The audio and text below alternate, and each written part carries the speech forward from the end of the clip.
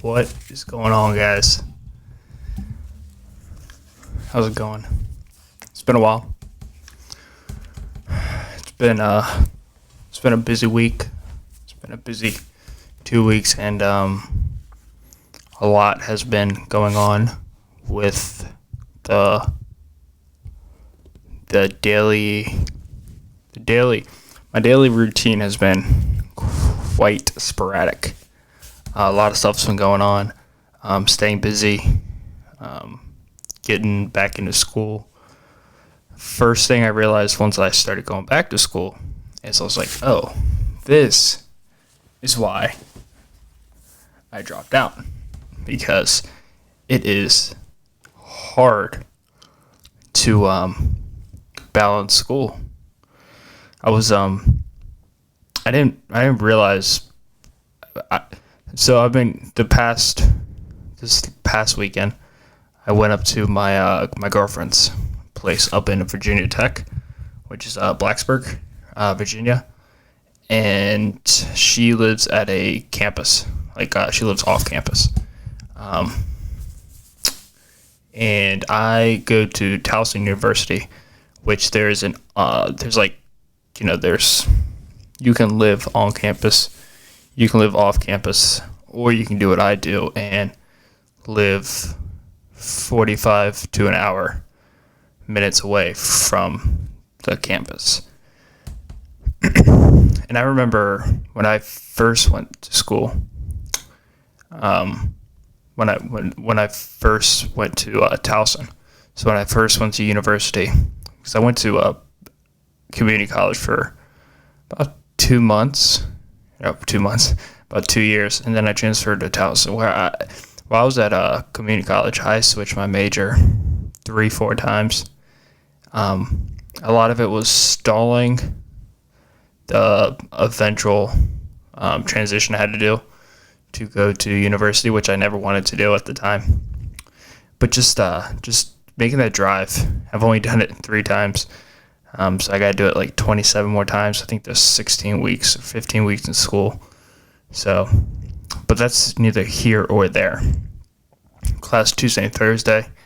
But the first thing I remember is dude, I know exactly why I dropped out. I was talking to somebody at the gym about it. I was like, I would have had a different experience, I think, with school. I think I would have had a different passion for school. I think I would have liked school more if as I was growing up, I had something or someone in my life that could show me the positive side of college, or I guess not you had to learn because it'll help you in your life, but you have to learn because it'll help you as a person. There's something really beautiful about learning, There's something really beautiful about being able to get an education. There's something very special about that. And it's not that college is the only way to go, because it's not. Most things I know I've been self-taught, and I've asked so many questions. And it's not that you can't learn without college. It's just that it is there, and it is a huge opportunity for you to just gain knowledge. And that's what I learned. And I was and when I dropped out, there were so many things going on. Because I don't really want to regret anything, or I like to think I shouldn't regret anything, but, I'm happy with the path I chose. I'm happy that I decided to work a job and try to balance out school. And I'm happy that everything in my life has led to this point. I'm sitting here doing a podcast with you guys at 12 midnight on September 3rd. I'm happy about that. But I could totally understand why I dropped out. And I'm not mad at myself. And I don't look at that person and say that person's a failure. I look at that person and I say that person is a human being who dropped out of school. And I just didn't see the value in it. And now I'm back in school. I'm paying for it. And I can feel the value of it. I'm excited just to learn, Every Tuesday and Thursday I get up, 5:30, go to school, get there around 7 o'clock. Class starts at 8. I just sit down, I read a book, I relax a little bit, just hang out, and I just get through with the classes, and everything else falls into place. But dude, I totally get why I dropped out. I totally get it, because between working 50 hours a week and trying to go to school and not understanding why to go to school and going to school because I was told to go to school, it just was a recipe for disaster. I saw my girlfriend this past weekend, and Taylor. I think I should just call her Taylor. I think you guys already know who I'm talking about. And I remember the first week I was up at school, up at Towson. The first time I went through it. I lived with an apartment with two of my friends. And they're really close friends. I really like the guys. They're really tight. I don't talk to them as much as I used to, as much as I would like, but that's just conflicting schedules. And I remember, I think I got in spring semester, but it was the beginning of spring semester, so it was like January, and I get up there, and it's my first week of school, and going into it is my first week at Towson. So the previous semester I was at a community college, which was like 15 minutes away. Everything I knew, my family, my girlfriend, my job, my gym, everything was within 30 minutes from each other. And I get up there, and I move in, and like I said, these are all my friends. But they all had a goal. They understood what they're doing up there. And the reason why I talk about this, and the reason why I'm going into this on this podcast episode, is because I truly think it can help a lot of people. And I think there's something really important to be said about finding your purpose and understanding why you're doing something instead of just doing something. Instead of just running in circles. It's never fulfilling. And I just remember we ran out of groceries, and it was my turn to go get groceries. And I remember just sitting in the grocery line, got everything for me, everything for my buddies. And I just look outside, and it started snowing. And, my first reaction was, fuck, dude, it's snowing. Which is weird, because usually my first reaction is like, damn, dude, it's snowing. And I get really excited. And I get excited because I can hang out with the people I love, and the people that are close to me, and the people that I care about deeply. But it wasn't there. And you can say that I was homesick, or you can say, maybe I need to grow up, or maybe I was too young, and, this is all valid answers, and I would agree with all of them, all three of them. But the truth is that it was lonely, but I wasn't,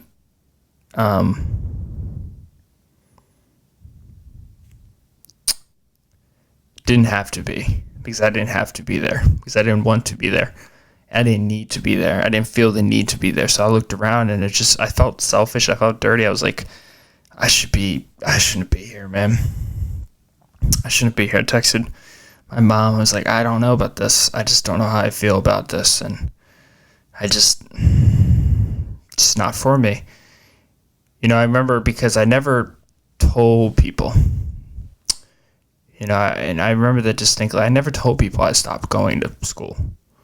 Because I was embarrassed. I was very embarrassed. I felt free.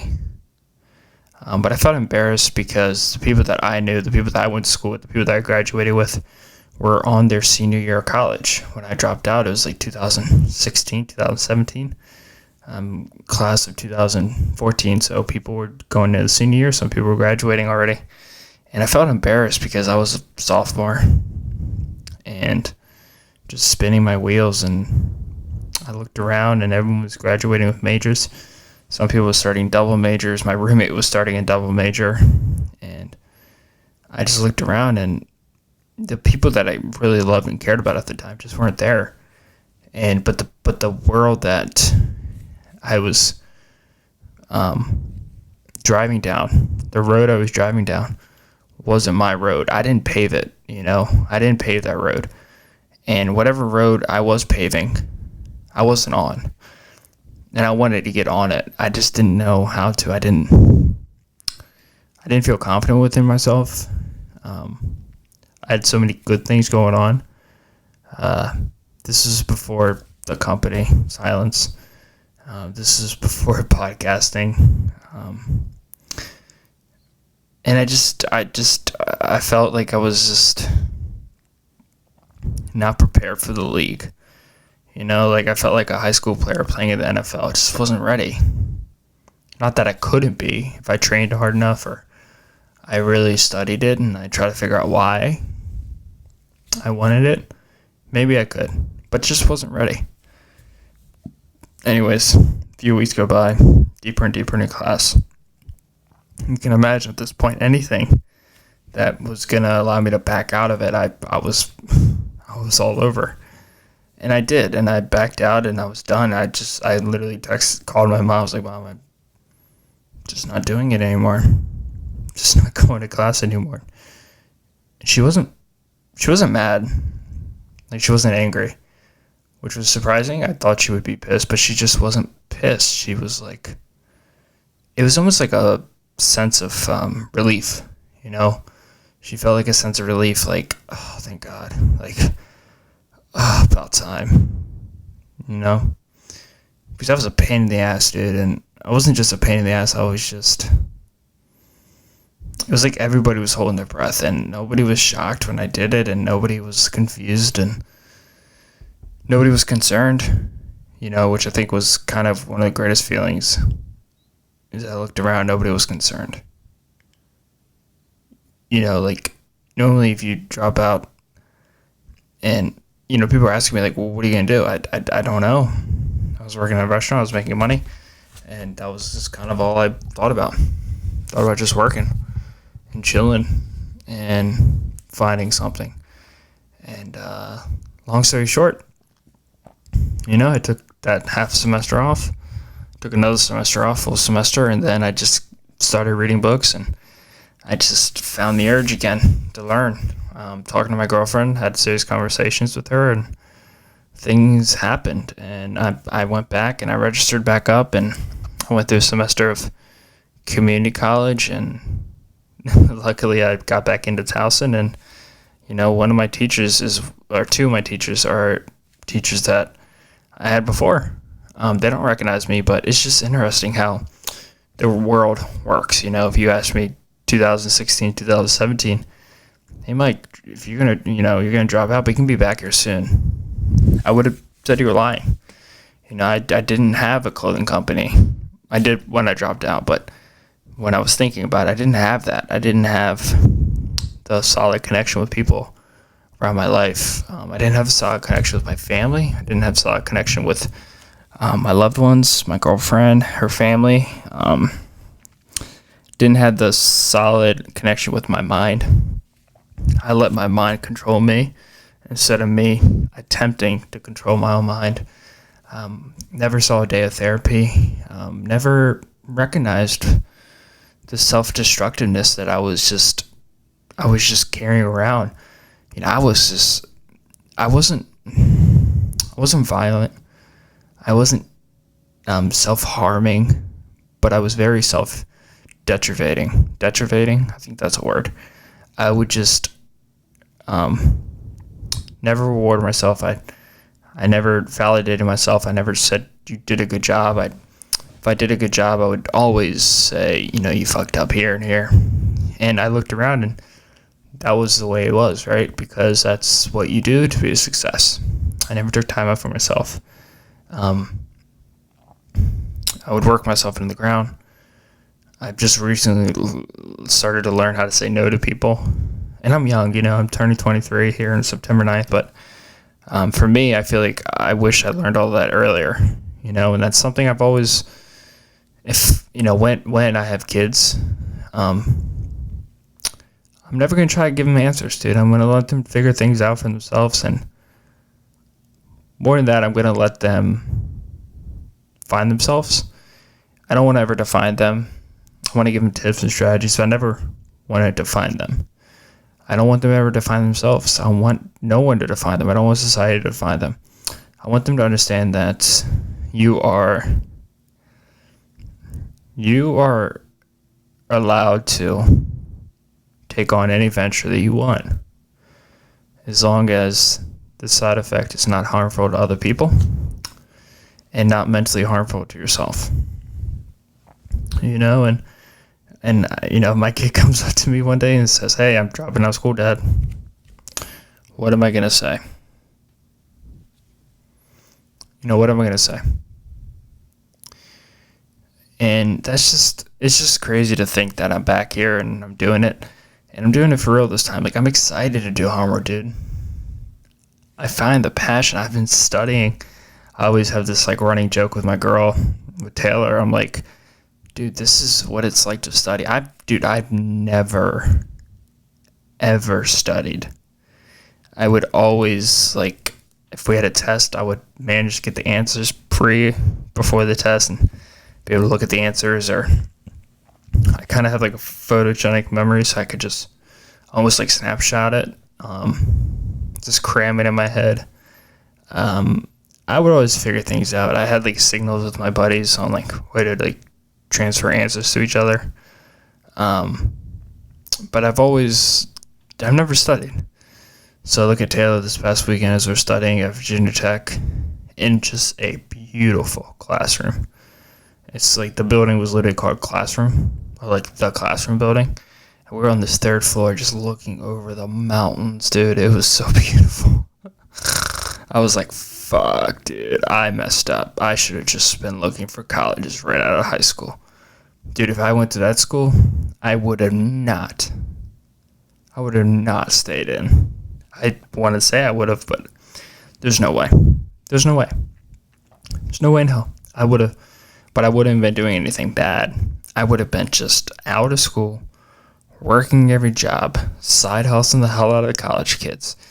Just wasn't the right time. And that's this story, and this, not story, but what I'm saying is so much more important than just dropping out of college. This isn't a poor me story.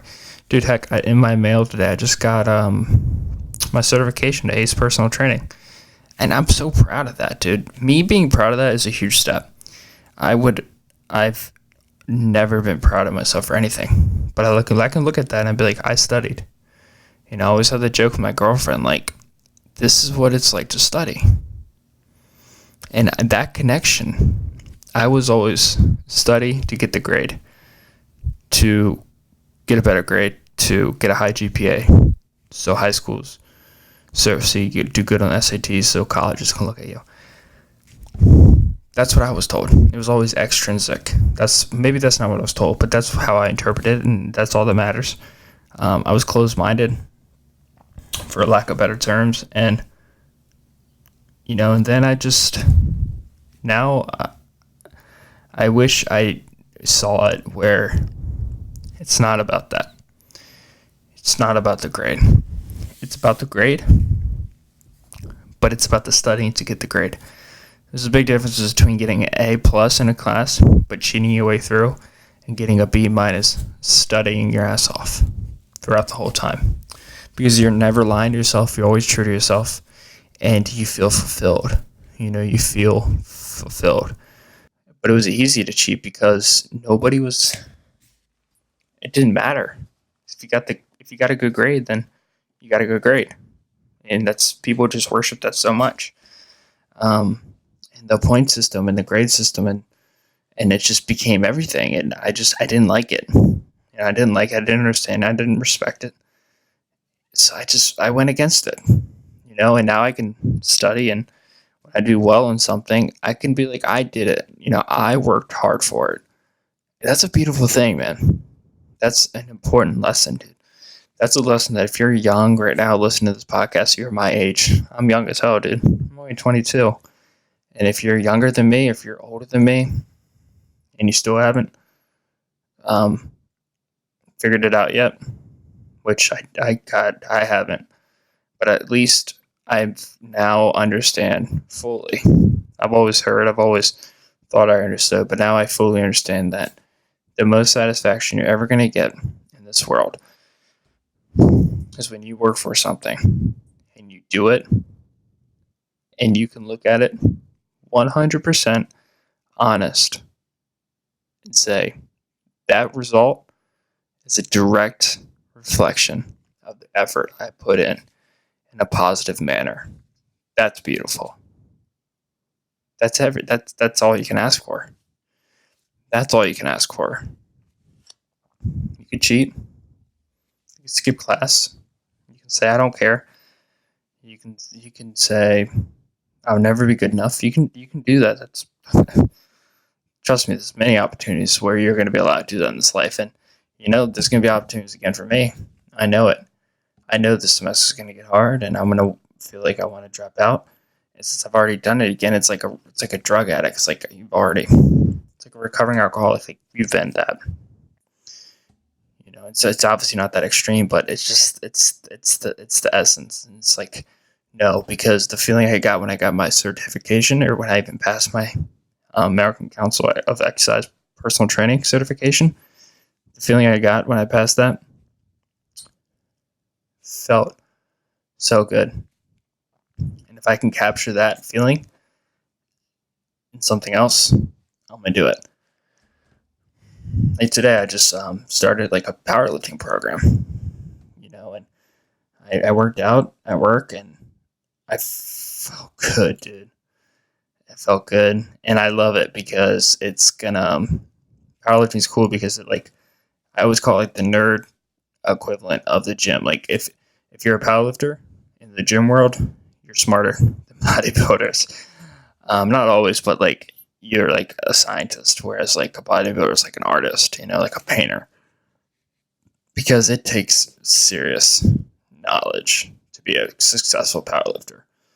I mean, just the numbers and just the progressive overload alone, and all the different variables, from like your limb size to like your stature of your body to the size of your muscles to knowing your leverage points and knowing your weaknesses and knowing when to progress and when to regress and when to deload and when to take a break and when to roll out your muscle fascia, when to do cardio, when to not do cardio, when to peak, when not to peak.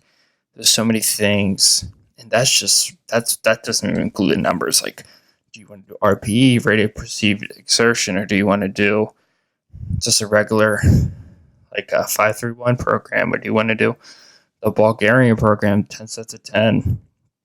There's just I don't know if that's powerlifting, but fucking Bulgarians and Russians are pretty damn strong, so they're doing something right. Or this German. Fuck. I should probably get that straight. Soviet Union, I think. Well, I just said half the fucking world, so who knows. But yeah, so I started that, and it just feels cool, So between the powerlifting and, the school and the work and the podcast, man, it's been a while. It's been hard. Been away all weekend, so I missed a few days, and I won't. You guys are watching this on Wednesday, September 4th. I won't miss how much I do every other day. Sometimes every other day, so every third day. And at the worst, it's going to be every fourth day, but I don't think I'll do that. I think the worst is going to be every third day. I will be having guests on soon in the future. A few Bluetooth conversations I'm going to have with a few of my buddies. One guy who started this podcast with all like the back end stuff.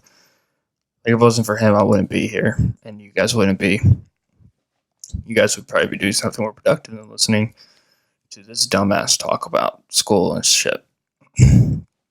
But dude, when I was at Virginia Tech, I was eating. What was I eating?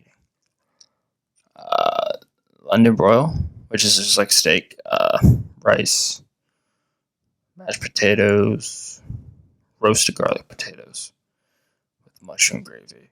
I put on like 10 pounds. I drank Friday, Saturday, and Sunday, like not to drunk, but like I had some wine, a really sweet Moscato.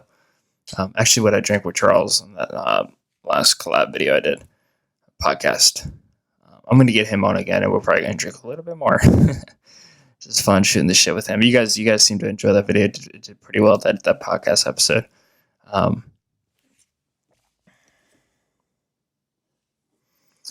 But yeah, I was just up there and I was just eating and talking to. I'm looking around. I'm like, this is like paradise, dude. Like if I could, I don't want to regret it. I want to stop harping on it too, but dude, I wish I could just go to like a school like that. I mean, everything you do is school. You know, and I say now, like if I could manage to get the podcast up there and have my job up there, and then also go to school, that'd be beautiful. But like the food's there for them. You know, every building has a beautiful little tucked away office you can work out of. You know, networking is beautiful. The campus is beautiful. Her and I went on like a beautiful hike. It was just gorgeous, dude. It just feels like home. You know, it feels like home. And I've had a home. You know, I'm in my home right now, but like the home feeling. You know, I've never really had dinner. That's something I never really realized how much I liked until I started having it with like my girlfriend's family, like every evening, just dinner. You know, just everyone sitting down, chilling, relaxing, and that's beautiful. I've missed that. But just the campus itself is just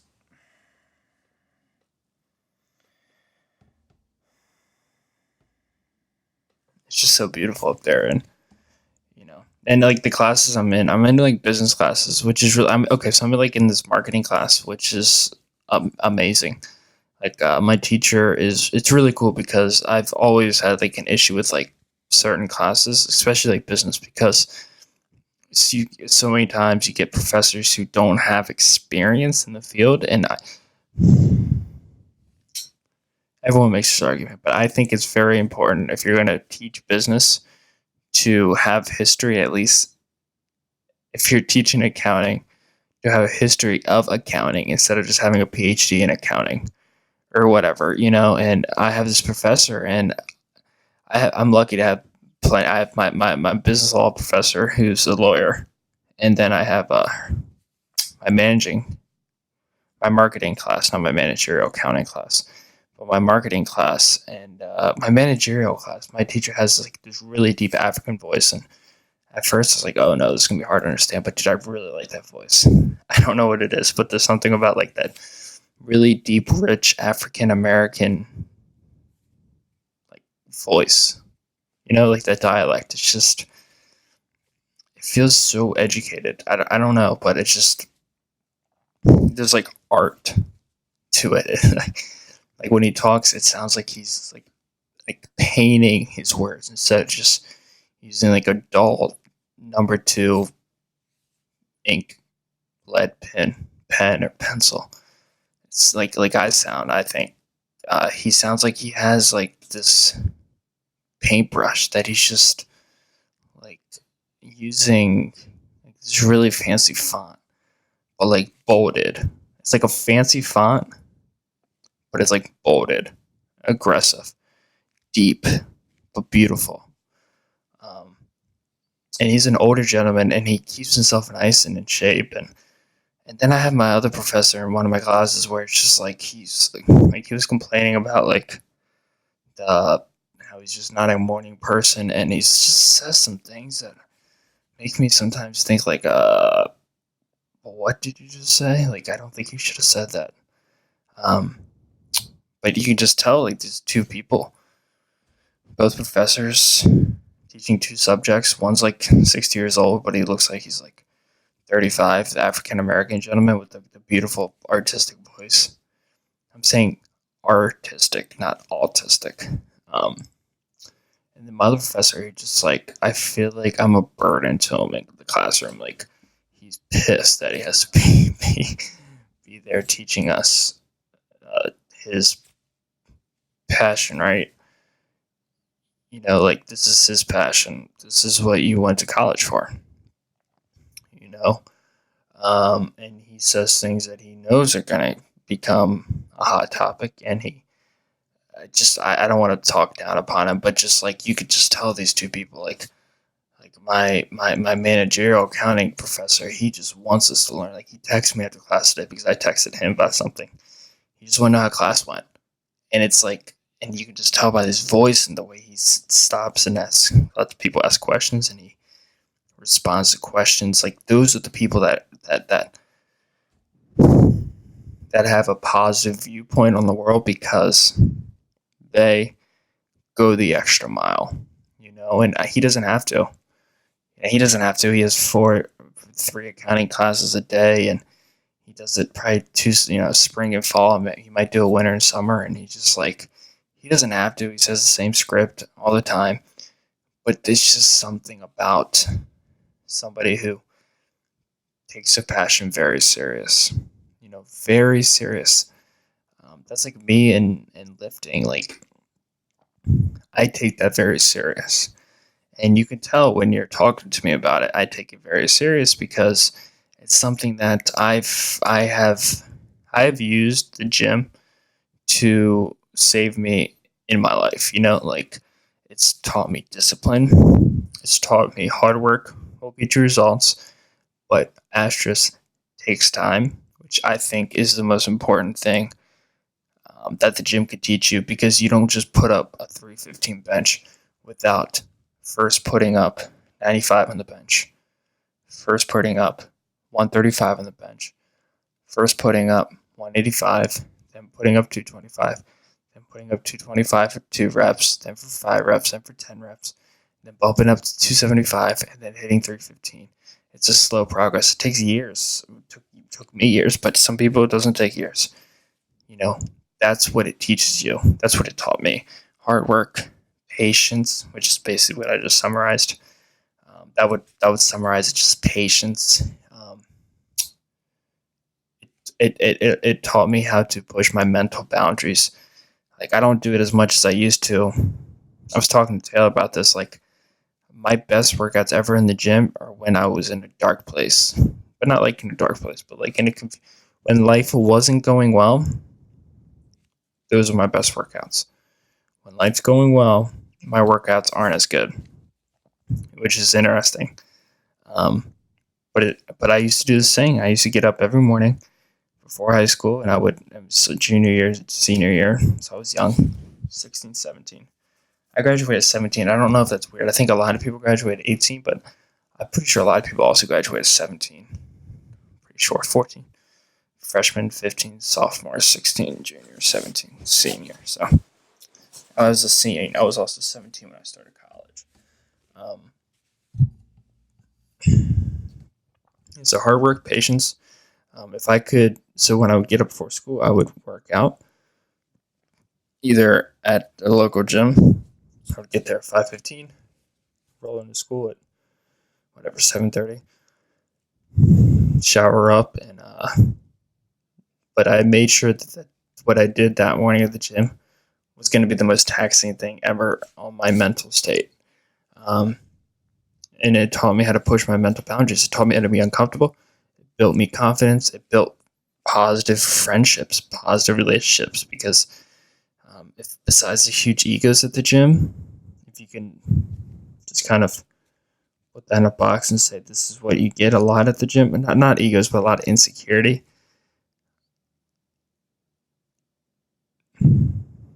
Hidden by ego. Ego can be a really good helmet to put on top of your insecurities. And it can build up hard and dense, and it can reflect a lot of things. But it can hurt you, and it can cover up the real self, the real you. And that's what I use the gym for, and it's helped me a lot. And that's why when people ask me, I'm serious about it. I don't fuck around. I don't joke around with it. And I could just tell that with my professor, he cared. He wanted to be there, and that made me want to be there. Whereas my other professor, I'm like, dude, what are you doing? You're not nobody. I get it. This is how you make your money, but come on, to show a little bit of oomph. I understand a bad day or 2 bad days, but it's weird because I normally wouldn't care or get mad, but I'm paying this time around, so I really want all my professors to be top notch, which I know they can't do every single time, but it's what I want. But it's not possible because sometimes I'm the worst student. I'm a good student, but I wish I could be better for myself. And sometimes I don't think I'm paying attention to them as well, which they might notice and get upset with. But like every once in a while, like show some fucking pride in what you do.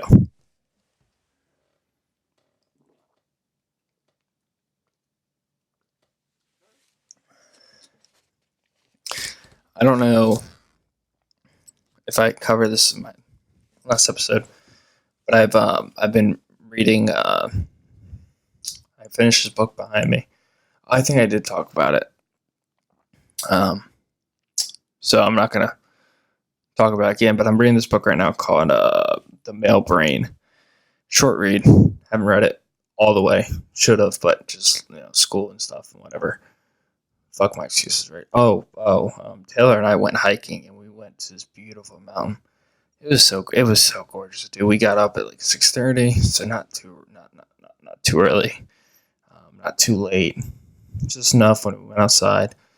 You felt a little chilly, like you could use like a windbreaker, not a windbreaker, but like a little fleece long sleeve with like a hoodie, and be very comfortable.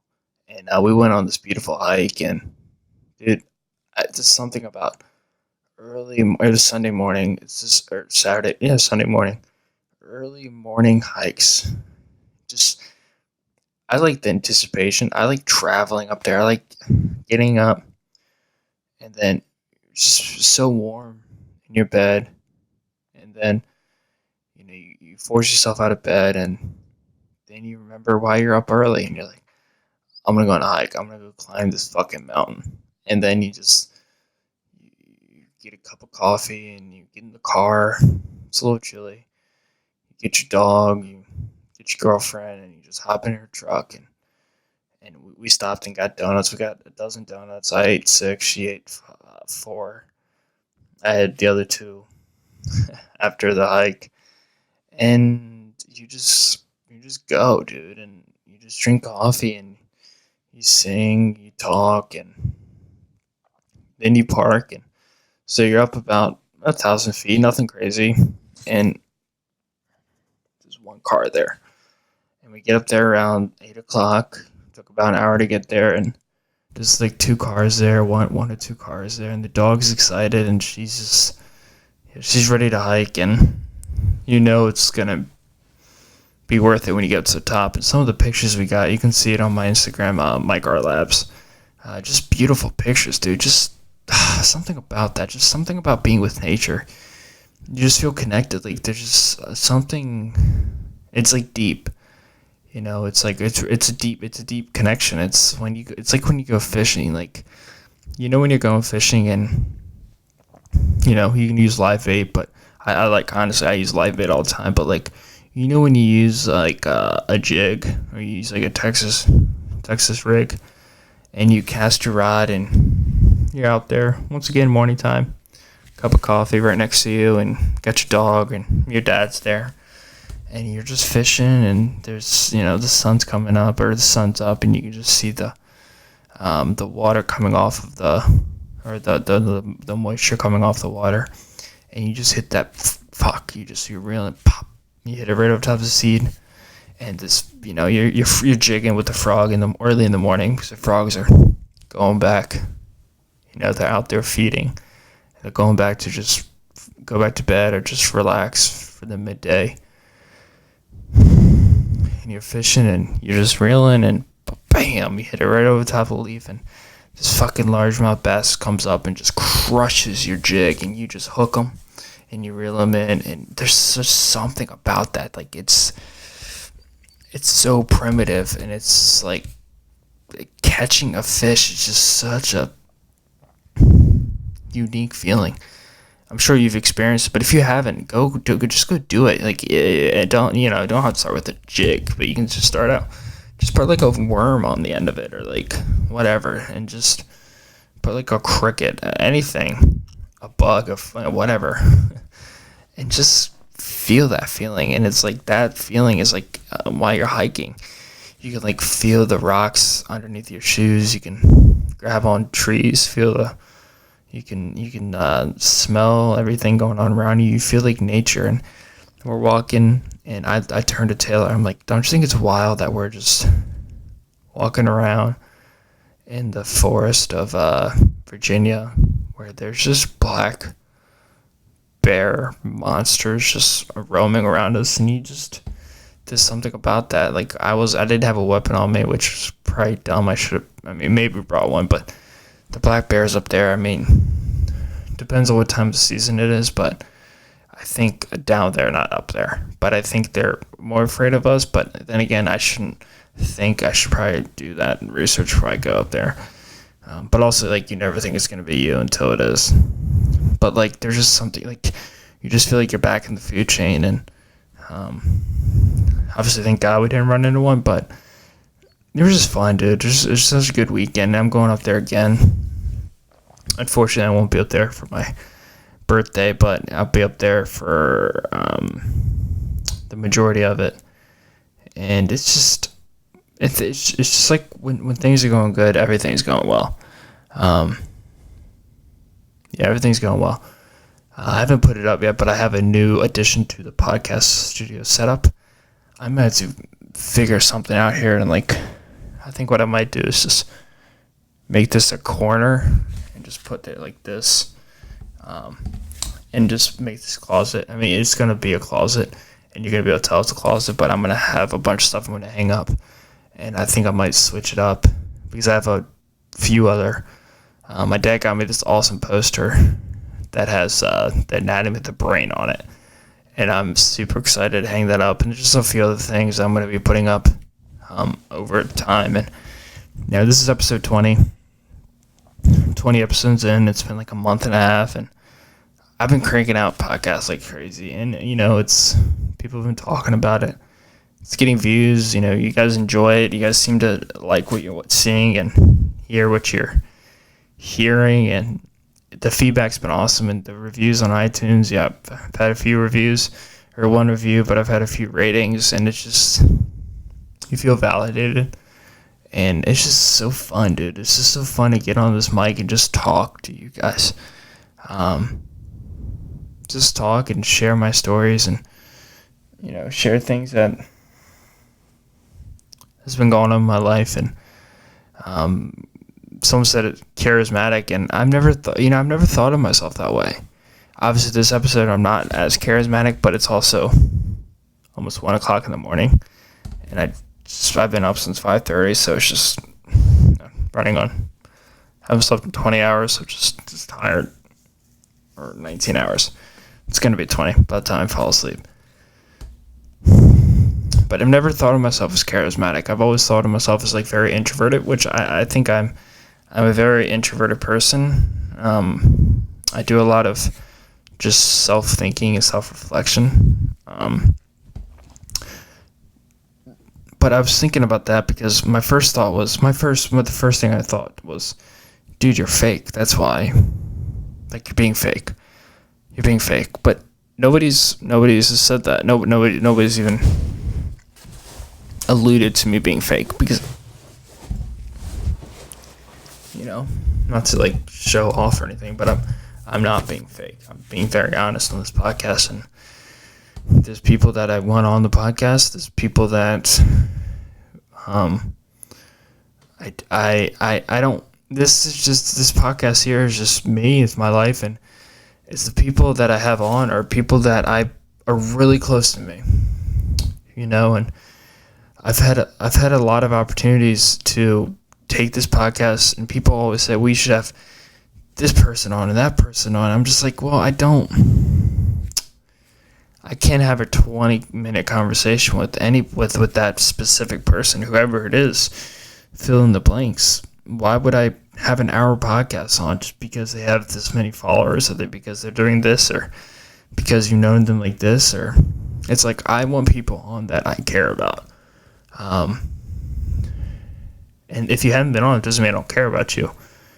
It's just, it's a timing thing. And heck, like, I do it out of my parents' house, so it's like, you gotta have some like really close connection to my family, because I'm not gonna just trample over my parents' property and just have fucking people like people I know, but strangers to them, just walk into my house and walk back out.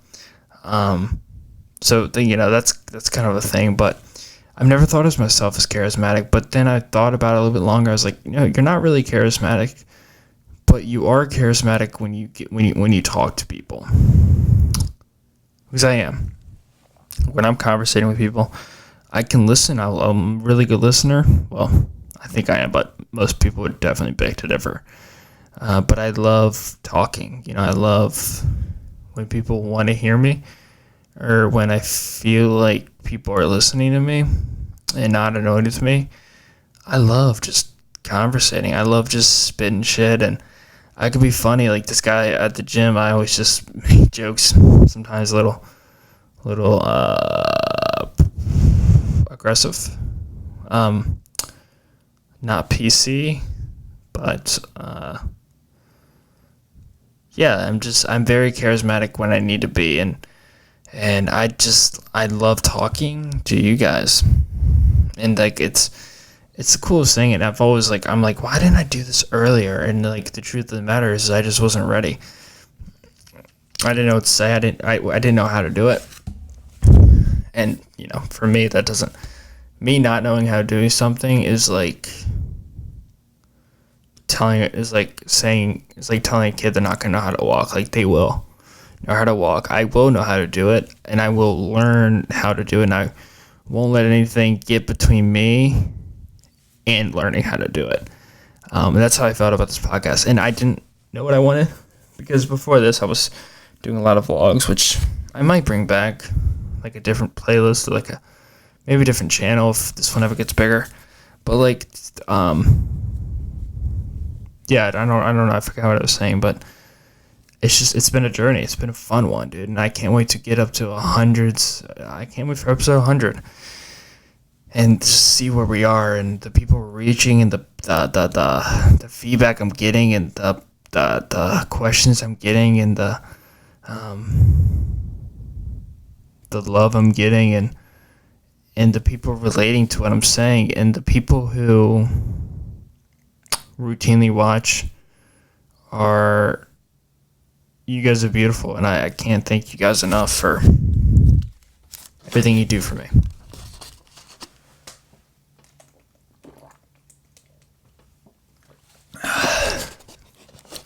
So I was at Safeway, or at Kroger. See, Kroger just followed, I think, Walmart with the open seal thing. Let me look this up so I don't BS and lie to everybody, which I don't intentionally ever do. Kroger. Not that this is a matter. This goes okay.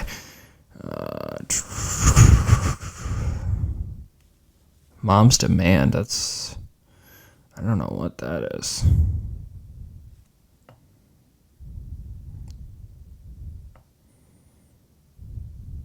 What the heck?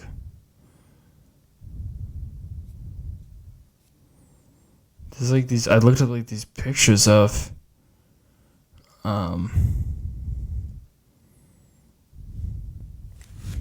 like Kroger. Mom's Demand. Oh, I guess these moms are trying to get rid of guns. That's a tough one, man. It's like, okay. So they said no more to end carry. That's gonna be so tough, right?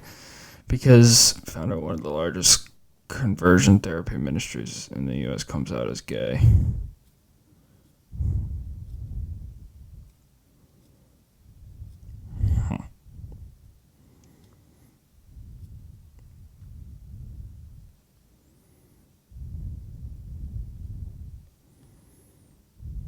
Two Ferns, and my guest today is... That's an issue. It's like Kroger is saying that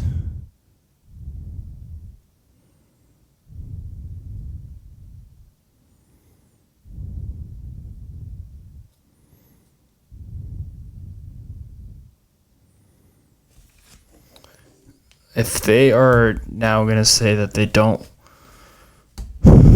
that they're not going to allow any open seal weapon carrying in any of the stores. All the Krogers I've been to are in Virginia, and I'm pretty sure Virginia is a open seal state, so you can just carry a weapon with you. I don't think you can carry assault rifles, but there was like, I don't know, there was like pictures of like people, like it had like two people standing next to each other in like a aisle in Kroger's. Like one had like a skateboard and the other one had like a AK-47 or not an AR-15 or M16. Dude, most of the guns that I know, I played on Call of Duty, and I was obsessed with that game, and I didn't like they were actually real guns. And when I had that epiphany that like, oh my god, I actually know a lot of guns, I thought that was the coolest thing in the world. But like, you think that would be an issue? Like, that's a state law, that you can carry a weapon open seal. Like, I've seen it in Virginia. Like, I've seen people just like I guess a lot of people, like, see people in Florida or like Texas with it or whatever.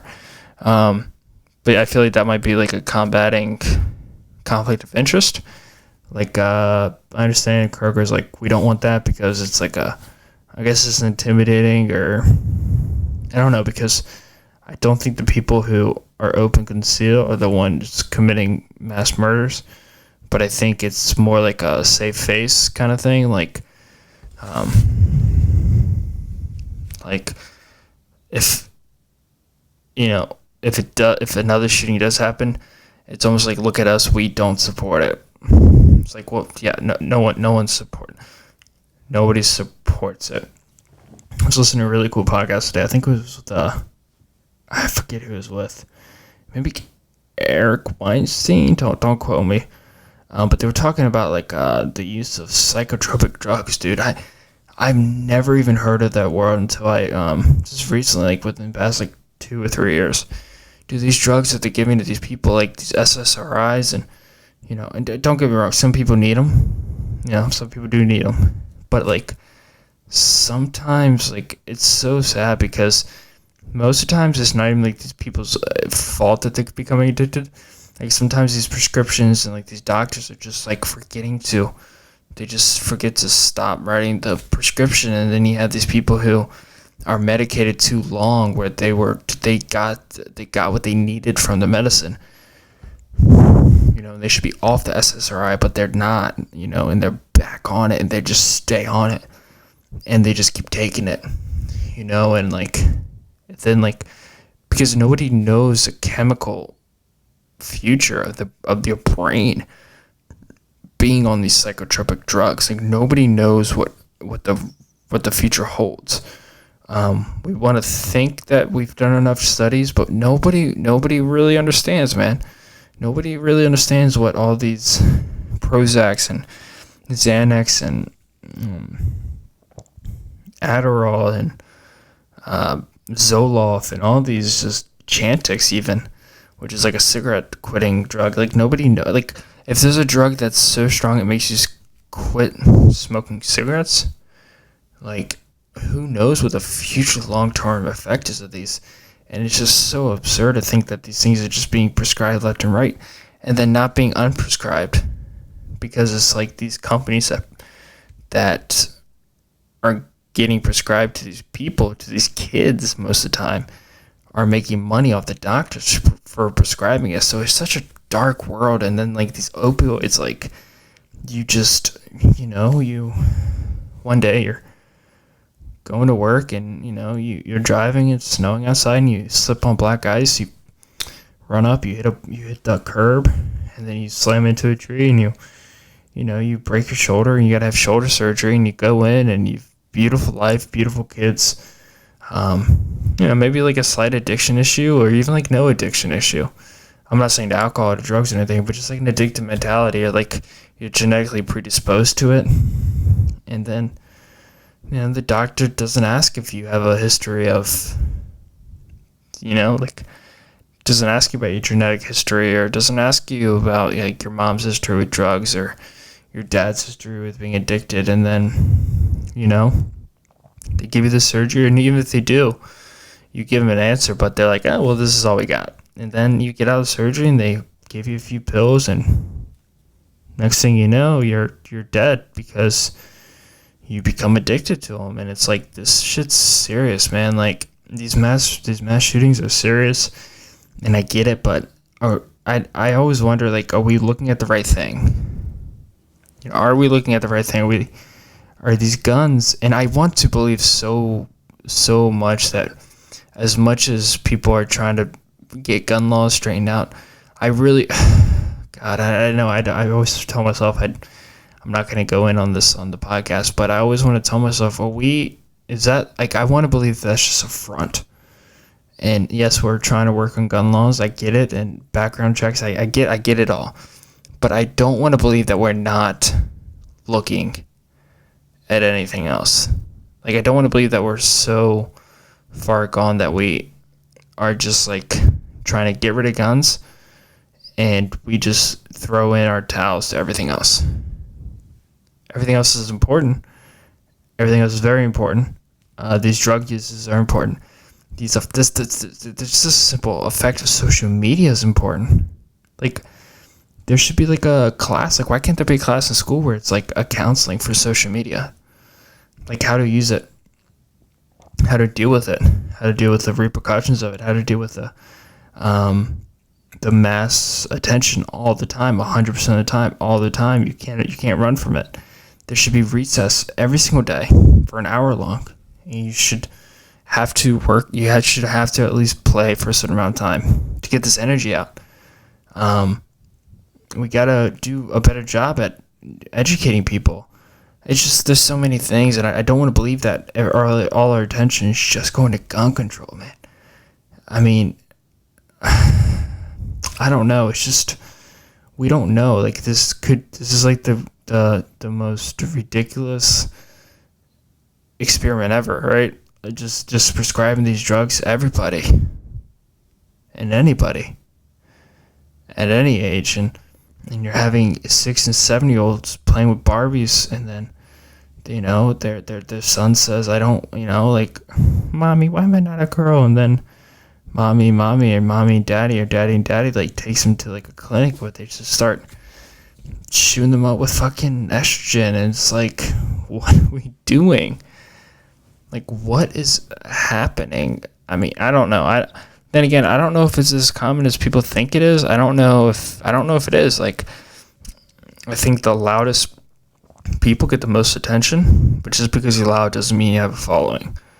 That's important to really understand. Just because you're loud does not mean those people support you. You can be loud as hell and nobody supports you. You can be the crazy person that is very aggressive and spends a lot of time on Twitter, but everyone looks at you like, dude, what the fuck are you talking about? I mean, I say, say what you want about President Trump. Do I support him? No. I mean, I don't know. Do I? I don't know. Do I not support him? I do not support him. Do I support him? Some things I do, some things I don't. Some things I don't support. Some things I do support. And it's like, that's a beautiful thing, right? Being able to do that. And it's like, say what you want, but the point was proven that everybody thought Hillary was just going to wipe across the board, but, something happened. Who knows? But I do know the proof is in the pudding, and the proof is that people, I don't know, if the loudest people were actually the most popular, then Hillary would have crushed. But it's just not true. There's a whole underclass that wants to be heard, and I just don't know if taking away guns from everybody is going to solve it.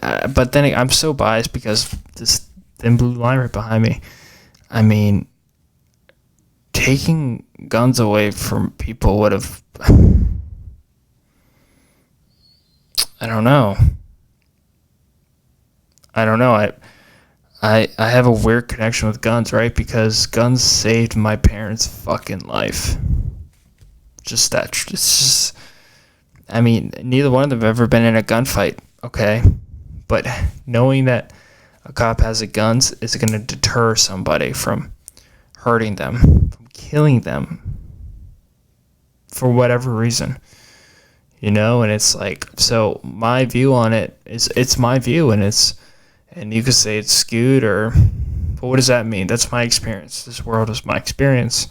And I think I'm blessed for guns and weapons because they've saved my parents' lives.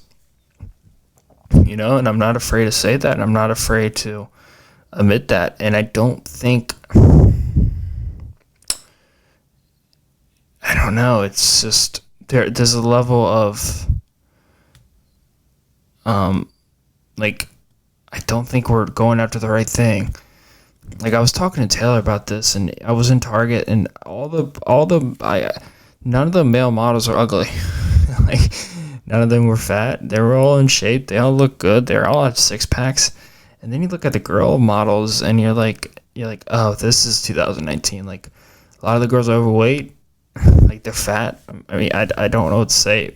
I don't mean it in a bad way, but they're fat, and they're not the prettiest women. And it's like, I get what you're doing. It's like this inclusive thing. I understand. I get it. This is the climate that we live in.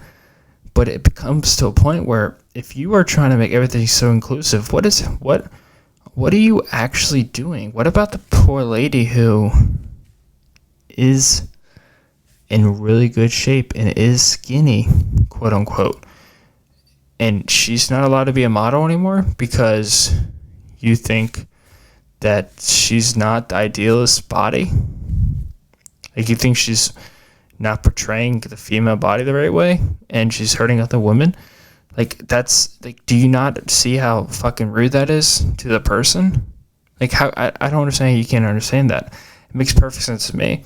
If I'm a female model, I'm 6'1", I'm Tyra Banks, and I'm skinny and I look good with my shirt off, and I'm doing nude shots, and then I look over and they're saying, no, yeah, you're pretty, but you're just setting the bar too high for these women. I'd be like, what are you talking about? You're the opposite of a feminist. You're putting these women in a box. You're saying they can't achieve what I'm doing. That's the opposite of what you're trying to achieve, right? That is the complete opposite of the goal. If the goal is to make a woman feel powerful, then it's not about making them feel powerful in their own skin. It's the same thing with guys. It's about making them feel powerful, taking control of their life. That is power. And that is what I think everyone needs to find and achieve, is taking control of your own fucking life. Taking control of the good times. Taking control of the confusing times. Taking control of the hard times. Taking control of the just average times. And recognizing all 4 of those, plus 100 more. And taking control. That is fulfillment. What's not taking control and what's not going to solve anything is pointing at people and saying, you aren't the realistic size of a body. Let's put this person in who is 300 pounds.